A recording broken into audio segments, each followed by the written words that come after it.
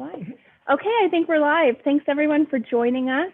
I am in store today rather than hosting from my home library. So if you hear any phone calls in the background or employees talking, you'll have to excuse that. But I'm very happy today to be joined by Karen Hamilton, who has a brand new book out, and Hannah Mary McKinnon. One of the nice things about doing these is that we get to talk with people all over the world now. So we're joined from the south of England, where Karen is, and Ontario with Hannah. I'll do the quick introductions real quick, just so people know who you are. Karen Hamilton spent her childhood in Angola, Zimbabwe, Belgium, and Italy, and worked as a flight attendant for many years. Karen is a recent graduate of the Faber Academy, and having now put down roots in Hampshire to raise her young family with her husband, she satisfies her wanderlust by exploring the world through her writing. Again, she has a brand new book out today, The Last Wife. Hannah Mary McKenna was born in the UK, grew up in Switzerland, and moved to Canada in 2010. After a successful career in recruitment, she quit the corporate world in favor of writing. She now lives in Oakville, Ontario with her husband and 3 sons, and is delighted by her 20-second commute. Her latest book is Sister Dear, which I don't have with me today. I'm so sorry, I meant to have a copy, but lucky. Oh, you both do. Excellent. Yay. Yay. So before I turn it over to the two of you to chat, I'd just like to ask you, I mean, the world is crazy right now. How are you? Karen? Yeah, it's amazing. Well, thanks for doing this, because well, like you just said, it's such an opportunity, isn't it, really, given everything and all the uncertainty that's going on, to be able to connect with people all around the world. I mean, it is just amazing when you think of how far apart we are, and here we are. So thank you. Same. It's been a strange few months, that's for sure. And yeah, we slowly seem to be seeing some signs of getting back to normal, although I think the normal will still be quite far away from pre-COVID. But yeah, I think we've adapted to this new normal, and have found, as authors certainly, different ways of getting around it and meeting people virtually, which has been great. So thank you also for having me with you today. It's an absolute pleasure. Before I turn it over to these two ladies to chat, I just want to mention, for those of you who are watching, we will be taking a look at the Facebook comments. If you have questions, please pop them in the comments. And for the second half of this, I will be passing them along to the authors and getting those answers. So for now, I'm going to mute myself, hide myself, and I'll be back in a little bit. You guys have fun. Thank you. All right. Thank you. Thank you. The Last Wife, published today. Thank you. Thank you very Congratulations. Much. And I've got, look. That's so funny. That's brilliant. So I have to, before we get into the books, I mean, we were saying this earlier, that we haven't actually met in person, but we've corresponded a lot online and via email and social media. But it's so lovely to actually get to meet you. It really is, virtually, but not not in person, obviously, but to meet you face to face still virtually. So that's fantastic. Yeah, it's really great, because you know, it's because, like, as you were just saying, you know, given how things have been, this is actually the good side of things, where we get to do things like this and get to chat. And yeah, I kind of feel, well, as you know, I was a huge fan of Sister Dear. I absolutely loved it. So this is really exciting for me. So. Well, likewise, I'm really happy. I'm like, because I also have right here your book from last year, last year, right? Was it last year? Yeah. Huge bestseller in Canada. So, and now you have not the follow-up, a new one, The Last Wife. But before we get to the books, you spent, McKenna mentioned this, you spent your early childhood traveling a fair amount and living in different countries. So tell us a bit about that, because that must have been fascinating. Yeah, I think so. I think one of my earliest memories actually is of being on a plane. I can remember the smell. I can remember ordering an orange juice. I can remember the sensations in my stomach. And I just knew that I absolutely would probably continue to travel, you know, as much as you can do when you're a child, because these are probably quite young memories. And So yeah, it was definitely something I knew that I wanted to do, and I also wanted to write. So I feel quite fortunate actually that I, had a career as a flight attendant, and I'm now able to write, and there's travel involved in that. And I don't know if that was the same as you, because yeah, you had a similar upbringing as well, with a lot of moving around. And a lot of moving around, not as far flung as the UK and Switzerland, and back to the UK and back to Switzerland again, and now Canada. But how much do you think has the traveling that you've done and living abroad, what kind of an impact did that have on your writing or building characters, and how many of your characters are observed through stuff you saw when you were a flight attendant? I mean, you must have colourful characters for that, from that experience too. I think that would be, it was obviously an amazing experience, I think, and this is something I've only thought about recently actually, because for every character I write now, I go to a fictional therapy session. It's run by a psychotherapist who does this for fiction writers. You have a therapy session in character, and I've done it 3 times now, because I've just done it for the next book that I'm writing. And something that comes up, and I don't know if this is true or not, but something that comes up that with a lot of my characters, something they have in common, it's quite often they're on the outside looking in, or they want something a life that they don't have, or they think that another way of living is better than the way they are. And I did change schools a lot as a child, and I wonder if there's something there about joining new groups and maybe trying to work out how this one works or how that works. And so it's quite interesting. But I also think now as well, we can, through social media, through many forms, we can see lots of different ways of lives. And I think, depending, obviously we write characters that want different things. Yes. How much of an influence that has as well. Thinking, actually, I've got this life, but actually I should have that life. Yes, and of course, most of the time on social media, it's only ever the good stuff. It's rarely my bad hair days. I don't think I've ever posted a bad hair day picture on Facebook, and I probably should, because it's very funny. Because if I go to bed with damp hair, with it being so curly, and yes, this is natural. Someone asked me once, "Are those curls natural?" I'm thinking, would I do this on purpose? Seriously? I mean, if I go to sleep with damp hair, it piles on top of my head like Kramer in Seinfeld. That's what I look like in the morning. It's not good. I will have to post that one day. So take me back. That was really interesting. I mean, everything's very interesting, but take me back to that therapy session, the character therapy session that you have. How does that work? What does that involve? I've never heard that before as a technique. No, it's really, well, it was a writer friend of mine, Nikki Cloak, who writes under the name of Phoebe Locke as well. She recommended it to me, and I said to her, it sounds brilliant and fascinating, and I want to do it, and I'm willing to give it a go. But I said to her, I don't think I'll be able to do it. I'm not an actress. I'm not. I thought I'd feel too self-conscious. So do you pretend to be your character then? Yeah. Oh, I know. Yeah. That's incredible. Yeah, I really didn't think I would be able to do it.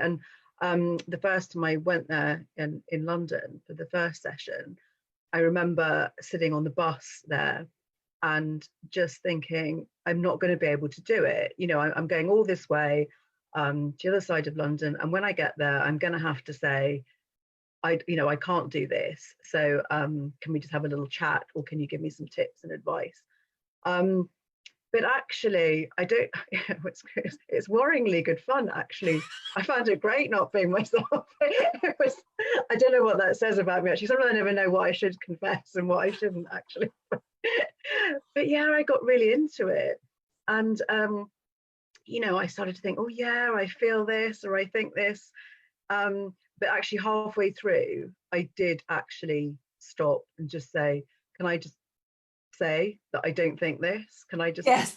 You have to justify that. Yeah, I'm not this strange person. Yeah. Yeah. I thought, I don't want to get arrested the second I leave or anything. I don't want her to have a button that she can press or something. You're on a watch list now. That's Yeah, fascinating. yeah, That does sound like a lot of fun, because I mean, it's a bit like method acting, I suppose, where people, where actors get so immersed into and live like that person, pretend to be that person, even when they're offset. Christian Bale does that, I believe. yeah, One of the actors. Yeah. We'll have to talk more about that. That's fantastic. So you've now written two books, but you worked as a flight attendant beforehand. What was the kicker? What was the thing that made you think, I'm going to write a book now? Was that something you'd always wanted to do? It was always the dream. I always knew that, you know, that's something I would want to do. And when I was a flight attendant, I had absolutely loads of time, and I don't know why I didn't write then, to be honest.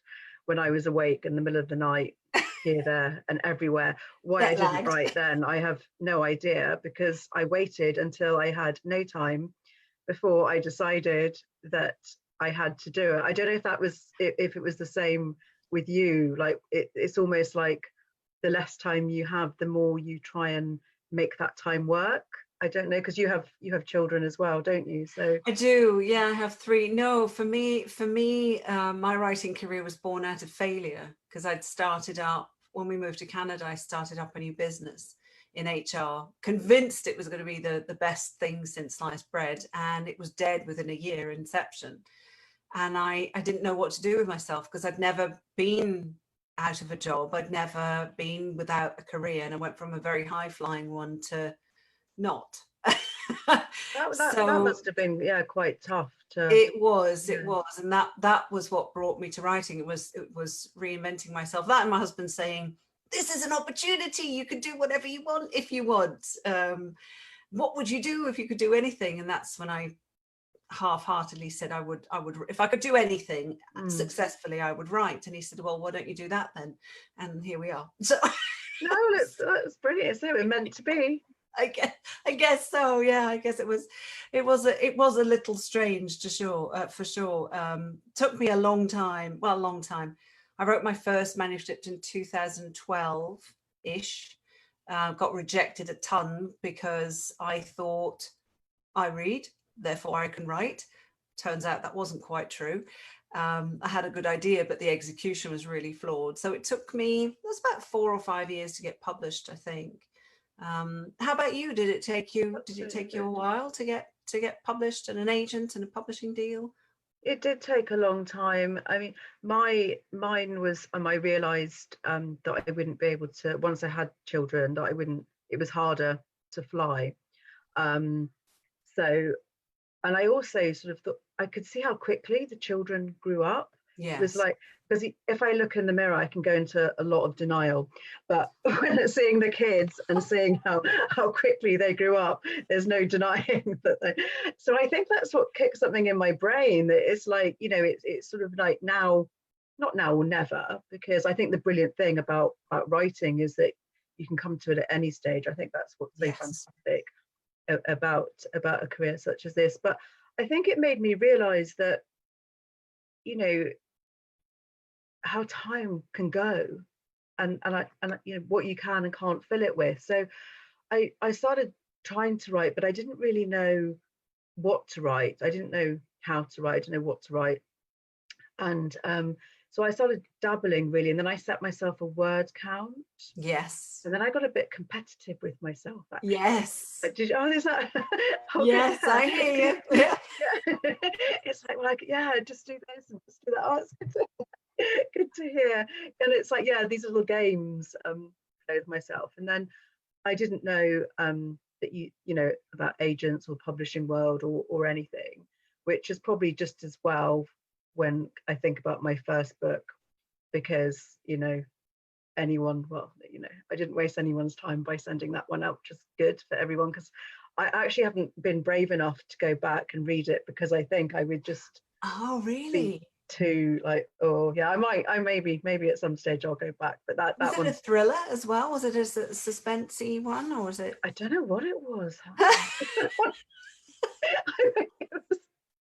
I'm not really sure. But the good thing about it was that I realized that it drew me to the dark side, that Yes. I wasn't really writing about, well, I was trying to be happy, I think. I think it was supposed to be a comedy at some in one of its forms. It was supposed to be, but I just couldn't, I kept getting pulled to the darker side. To the darker And I side, think, yes. yeah, I don't know if way more fun. Well, I mean, I like rom-coms too, but I do.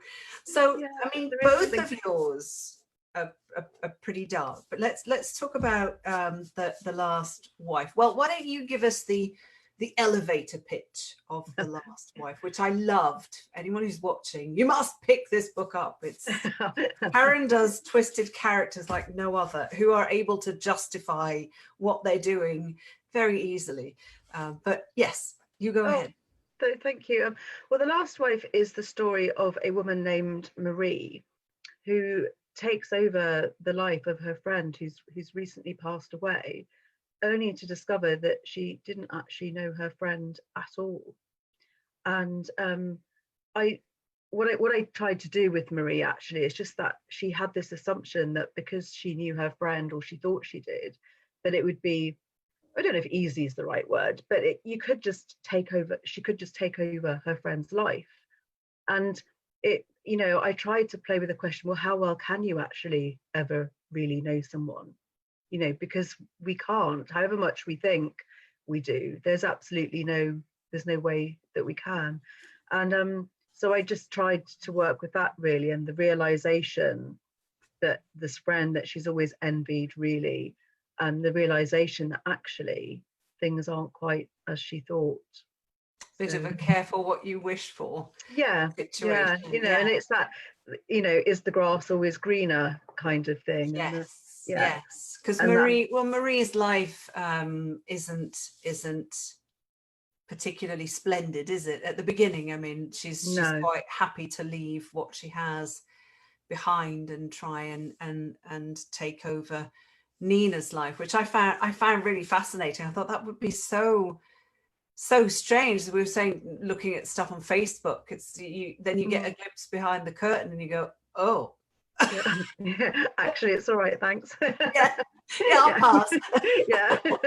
But she does get in a little bit deep. But I found both of your characters, so it's Juliet in The Perfect Girlfriend and Marie in The Last Wife, are seriously, well, let's just say they have some pretty serious flaws, don't they? Yeah. You wouldn't want to meet them, really, would you? Yeah, not necessarily. Only if you had a warning. Only if they came with a warning label or something. But tell us, I mean, you made some, and you said before that you were really interested or drawn more to the dark side of writing, which I completely understand. But tell us about the choices that either or both characters have made, and why do you think it is that you are so interested in characters with questionable moral compasses? Why are they? I don't know if it's because I wore a uniform for so many years for work, and as a flight attendant I wore obviously a uniform. And I remember once, I think we were chatting a bit earlier, and my geography is really, really bad, and my sense of direction is really bad. And when Good job you weren't flying the plane. I know. It is a very good job, actually. That would have been a few stories to tell. And all these poor passengers that thought they were going to A, they ended up in B. That's exactly what would have happened. Oh wow. I used to drag people coming up to me in airports, and they, because I was wearing a uniform, they would ask me, and because I was wearing a uniform, because I was the face of an airline, and you feel differently, as an employee, I felt like I had to, I don't know, not try harder, but it was a lot more embarrassing to say, well, actually, I don't know, there's no point in asking me, but So I felt that I was approached more because I was in uniform. So when I got off the flight, I used to go into the bathrooms at Heathrow and I would change out of uniform to avoid this problem, especially if I was going to travel home on public transport. And I remember one day just changing out of uniform and actually feeling very different as I took I had this real sense of like I'd walked in as, you know, as the face of an airline employee, and I walked out, you know, feeling more anonymous. And I think that's kind of what sparked the idea a bit about like, who are people? Because I'm quite obedient. So if someone shows me an ID card or something and says, I would, you know, within reason, I would probably feel like I should do it or that. But who are the people that are telling us to, you know? And I think that's what fascinates me. And I don't know, with your books, you know, as well, and with Sister Dear, I think it's very much a case of we don't know necessarily in life who the, in inverted commas, bad people are, because, you know, they don't come with a with a sign. And I think it's exploring that. And I don't know if you know, within Sister Dear as well, because you know, because I love your characters and the way you delve deep into their minds as well. I mean, you know, is that the same for you? It's like trying to make sense of who are people, really. Partially, but it's also, it's interesting because you said that you're how did you put it, a rule follower? Is that how you put it? Or yeah, same. Yeah. I was always the good girl in school. I would always do my homework. I was never a rebel. No. I always follow the rules. Even now, you know, I do as I'm told. I'm the same. Yeah, I like to know what the rules are. Yeah. Just tell me what they are, and okay, fair enough. Yeah, no, that sounds reasonable. Fine, no problem. So I've never been a rule breaker, and when I write, I get to be through my characters. I think it's a bit of an really fascinating. Yeah. Would I ever do the things that my characters do in Sister Dear? I hope to goodness I wouldn't. But it's really interesting to explore without anyone getting hurt. How and it's almost like I think I said this to someone as well. It's almost like a game of solo chicken, because I'll see, well, how far am I going to push this character? How evil are they? Oh no, that might be a bit, oh no, I can't do that. But then I think, well, yes, I can. It's fiction. I can write whatever I like within reason, obviously, you know. But nobody was hurt in the making of this story. So it's really fascinating. Yeah, I can be a bit, you know, I can be a bit, not me, but my character can be evil, whereas I wouldn't do that in real life. I would never do the things that Eleanor and the other characters did in Sister Dear. So I think it's a bit of that, you know. Yeah, no, I hadn't thought about that, but that's a good point, isn't it? If that's the way our lives are, and especially with having a family, and you know, it's very much different. You know, it's a completely different world to the world of my books. And I don't know, I'm guessing it's same with you. I read a lot of crime, and I watch a lot of crime. So same. Yeah. I do. I think it's also partially the exploration of fears of what would happen if I was in that situation, or if I knew someone who was in that situation. So and you can do all of that. You can do all of that exploration without anyone being in that situation for real. It's all fake. It's all made up. But and as the author, we get to control what happens, and the outcome, good or bad, we still get to control that. Yeah. It's quite strange when you start digging into it, because you think, oh, I just write dark stuff because I like dark stuff. But then really, is that really what it is? Yeah, it is really fascinating, isn't it, when you do look into it. And it is. It's really odd. And in so in both The Last Wife, so Marie, I'm going to hold that one up again, and Juliet, gosh, was she ever evil. She was scary. Of course my phone's ringing now. I think one of the kids is going to pick it up, you know, the perils of doing stuff live.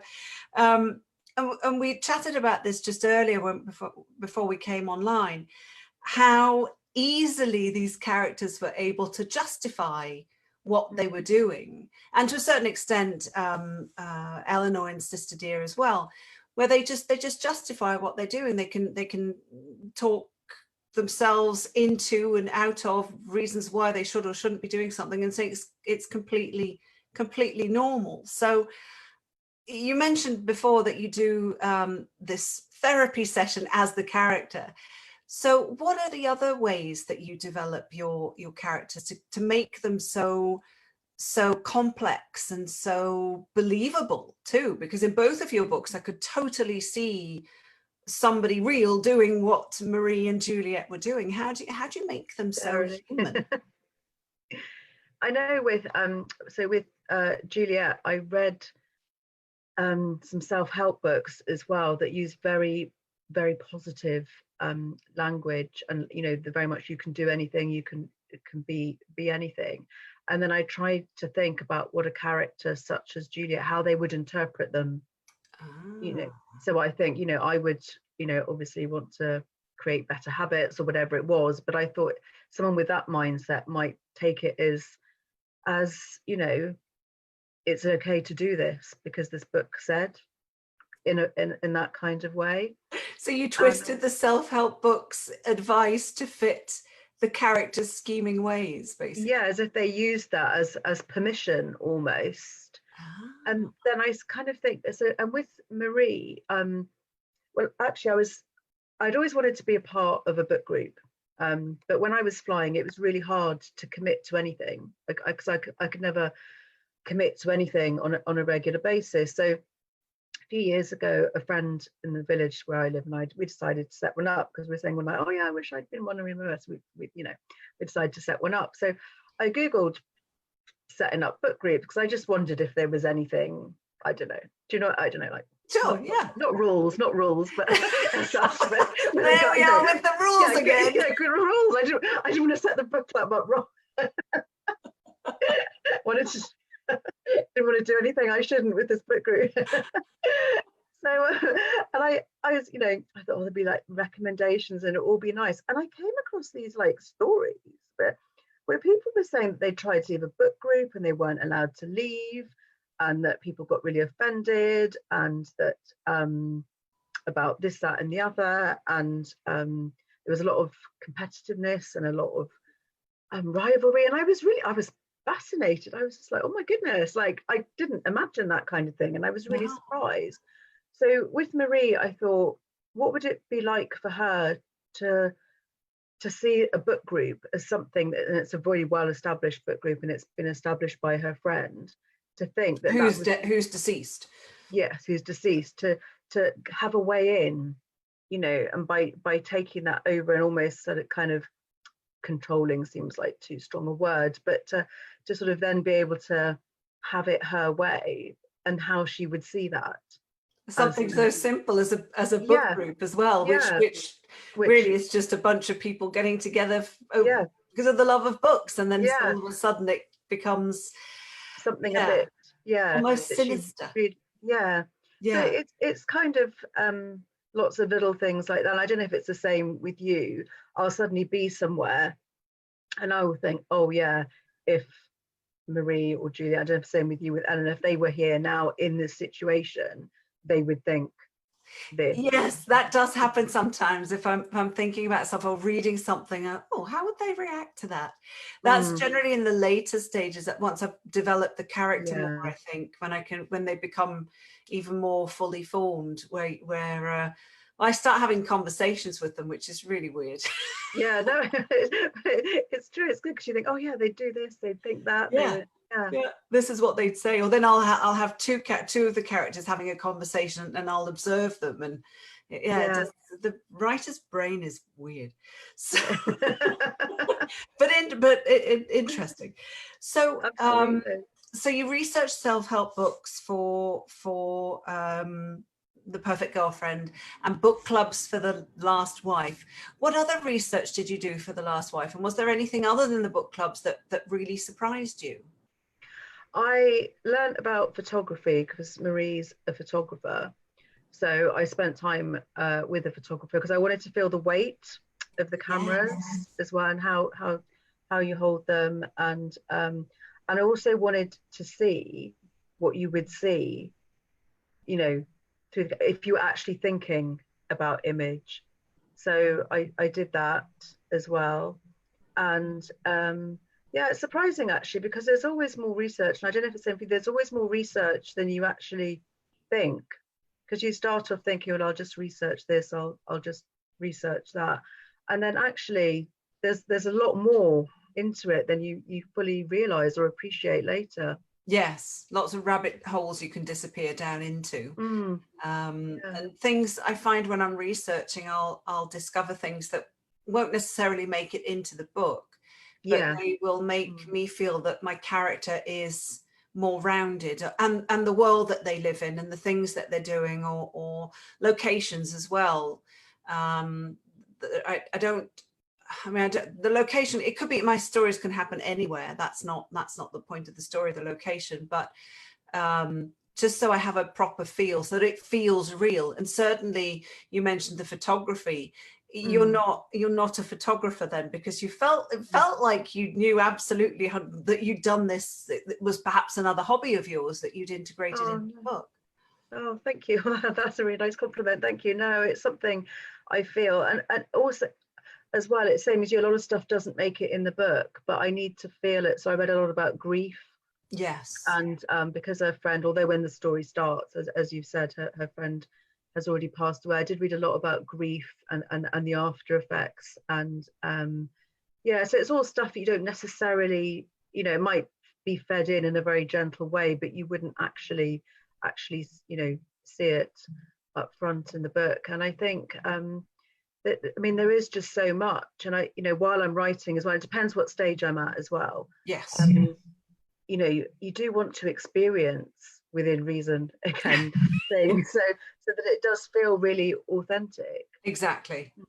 I think for me, one of the biggest compliments is that when people say, I thought that XYZ character was going to walk in through the door, that they felt so real, and that's really lovely, because I do spend a lot of time thinking about them and developing them. So that's always such a huge compliment. And speaking of characters and evil ones, let's talk about how satisfying it is to write them.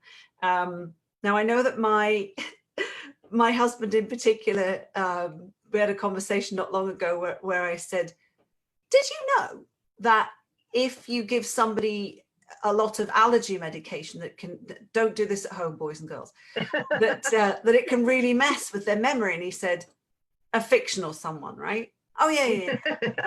And that same evening, I walked out the office, sat down, muted the TV and said, if someone's working under a car that's cranked up on a jack, could you knock it down and kill the person? He said, what are you doing? I'm writing. Oh, all right then.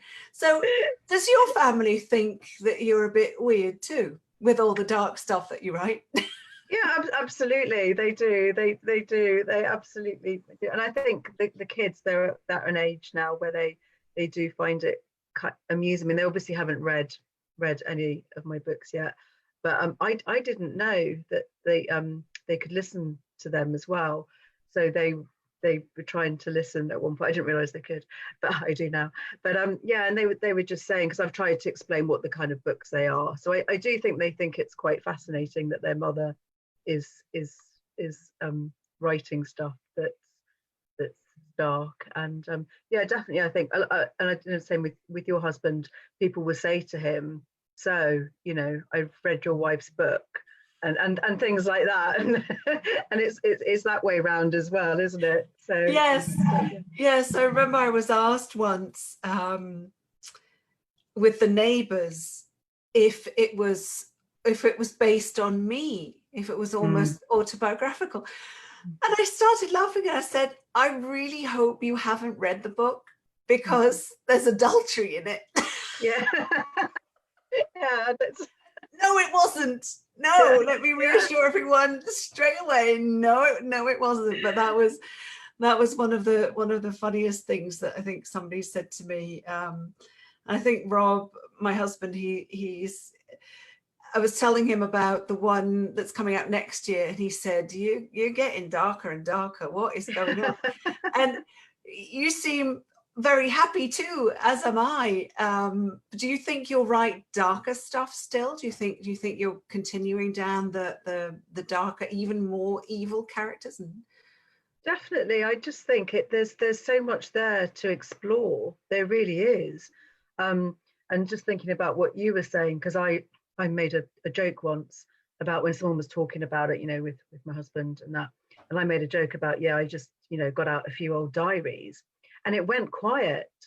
And I started to like overcompensate and go, no, I'm only joking, and ha ha ha. And but there is that element, isn't it? I promise I've never done this. I've never, yeah. And if I did, I wouldn't put it in a book because exactly, yes. Well, that might be the rule breaking. I wouldn't want to get caught. So might be the perfect way to hide the crime. Just write about. Well, I wouldn't have written about it if I'd done it. Yeah, I know it's. But yeah, it is fascinating. It is very, very strange. So has your editor ever asked you to scale back on anything, or has she pushed you into an even darker direction, or are you about where they want you to be? I think that I'm quite lucky in as much as I'm allowed, allowed sounds like the wrong word, allowed to word it now, but things are allowed to develop organically, and then obviously with the editing comes bits and pieces, but on the whole I feel that I'm able to create these characters and then kind of mold things around that. So I really enjoy it. I mean, I don't know which side of it you enjoy, but for me, I absolutely love editing.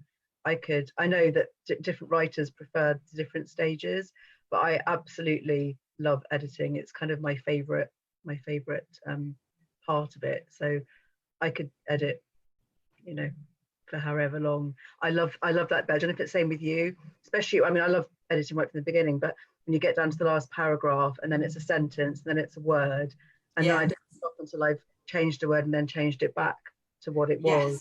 Yes, but, I do. What's your favorite? I like the editing part too. I plot. Do you plot, or do you just go for it? Not in detail. I know where it's going and I know how it's going to get there, and then I have an arc and have like post-it notes with all the things along the way. But I also find that as I write, I think of other ideas, and that kind of, so yeah, I'm a bit of a mixture, to be honest, of both. We sound very similar. So I plot quite extensively and interview my characters and do all that fun stuff. But then I do shift things around. I don't feel, because I know some authors don't plot because they feel hemmed in. They just think, I can't, if I plot, then I'm stuck to that plot. I don't feel like that at all. If something isn't working in the plot, then I'll drop it or change it or whatever, add in a character or whatever, or combine a character or whatever it is. But I do write my I'm not even gonna call it a first draft, because I'd never send it to anyone. It's so appalling. But I'll do a really, really quick skeleton draft, and then I start editing, because like you, I love the editing part. Not the first pass after I've done the skeleton draft. That's always the hardest because it's so bad. But when I'm editing, you can't edit a blank page. You've got to have words on it. Yeah, so yeah. Do you go through the stage of detesting your manuscript at any point? I don't know. I'm quite good at blanking things out. So if I got to a stage where I wasn't sure, or if I was thinking, then I would just not think about it, and then I would just completely blank it out, because I would be scared that if I started to dislike it, that I don't know what would happen. When I have to, like, I don't know. So I don't know if I've ever let myself go there, but maybe, yeah, it's more denial, maybe, or like put it to one side and then come back. Because I don't know if it's the same with you. Sometimes if there's a particular plot issue or a problem or something that needs resolving, I don't think about it, because if I thought about it, I would get really, really anxious, and I'd think I'd never be able to sort this out. So I don't think about it, and then I might start doing and working on another area, and then hopefully, touch wood. Yes, it's the same. Yeah. It'll be when I'm doing something completely different, completely unrelated. I don't know, cooking dinner or working out or sitting watching television or something, and that part of my brain is still active solving the problem, and all of a sudden, or in the middle of the night, and I'll wake up and now I know what's going to happen. Yeah. I know how to solve that. And if I'd sat there thinking, what am I going to do with that? What am I going to do? I probably could have sat there for an hour and not come up with it. Yeah. So there's something about just letting things be in the back of your mind that seems to resolve sticky plot points sometimes. Oh, hello again. Hello. It's been great listening to you two chat. I didn't want to interject, but we're getting to the point where I need to go ahead and bring in some viewer questions. So if you've tuned into this and you've been watching, but you didn't have a chance to watch in the beginning, we have a YouTube page, Murder by the Book, and we'll be uploading this on there later this evening. So you can watch it in its entirety, or if you wait a little bit after the video is done on Facebook, the whole thing will be available for watching from the beginning. I have a quick question, just because I like asking this. What are some of your other favorite authors, and what have you read recently and loved? Oh, right, I'll go with that one then. I just have it here. I happen to have it here. I'm reading Kaz Freer's Shed No Tears, which it has made me laugh out loud so many times. And it shouldn't, it's not a comedy, but it's just, obviously, She's a brilliant writer. It's so funny. It's so, the sense of humor is so dry and so, it's just right up my street, as they say. So I've been reading that one. Favorite authors? Oh my gosh, there is, well, Karen, obviously. I'll read anything Karen writes. Oh. And my one's obvious there as well. How about you, Karen? I'm quite bad. I tend to read a lot at one go. I'm quite bad at that. So I'm reading some non-fiction. I've just read My Sister the Serial Killer, which I absolutely loved. Yeah. I've read a lot of proofs as well lately. Yeah, I do. I still tend to read, sometimes a few at a time. Yeah, I'm listening. I've got into listening to them as well recently. Yes. So yeah, I've got some on my phone. So yeah. Love audiobooks. They're great. Yeah. I do that. I also listen to them. They're great for especially when I'm got a lot of authors to moderate. I can get through double the amount of things if I'm listening to a book. So it's helpful. We have a question from Andrea or Andrea. I'm sorry, I don't know which, but I'm going to tie it into something that I always have a question about too. So she asked, are you both working on new books? And then do you feel like your characters control the direction the book is going? And I always ask that question too. Do you feel like sometimes your characters take the wheel away from you and head a different way? How about you, Karen? Yeah, definitely. Because for me, I tend to think of the character first.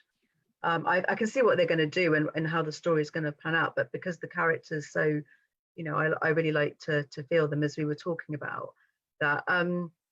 Yeah, they can surprise me in a worrying way, but so yeah, I can go off in directions, and I do sometimes actually have to think about, you know, I wasn't planning on going off in that direction, so do I want to do that, or do I want to stick to how I've, you know, decided I'm going to plan, and then I have to make that decision. You're working on something new? Yes, I am. Yeah, I've been to therapy for that one as well again. So it's yeah, it's another another sort of person that you wouldn't really want to meet. Fair enough. Well, I can't wait to meet them. No. Through the safety of the pages, of course. Yeah, safety through the page. We're very, very similar.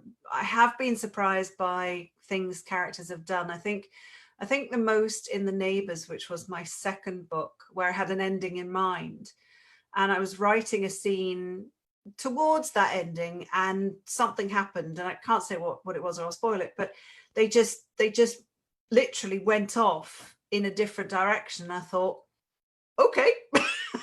Yeah. And let them, and it did change the ending, not the final ending, that was still going to be the same, but it changed what happened for some of the other characters, and I think the book is better for it.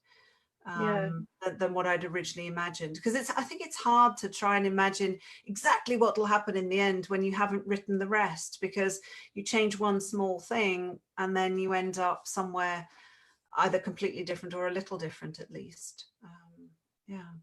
And yes, I am working on another book, book 5 in the spring. Don't have a pub date yet, but probably May-ish. Another messed up domestic suspensey psychological thriller affair. So well, likewise, I look forward to meeting them from the safety of the page as well. Thank you. We have a question from Justine. She asks, Karen, have you been to Ibiza? What made you choose the location for many unfolding secrets in The Last Wife? And I will make this applicable to both. Hannah, have you been somewhere exciting for one of your books? I'm sorry, I missed the beginning part of your question. Was that, have I been to Ibiza? All right. Have you been to Ibiza?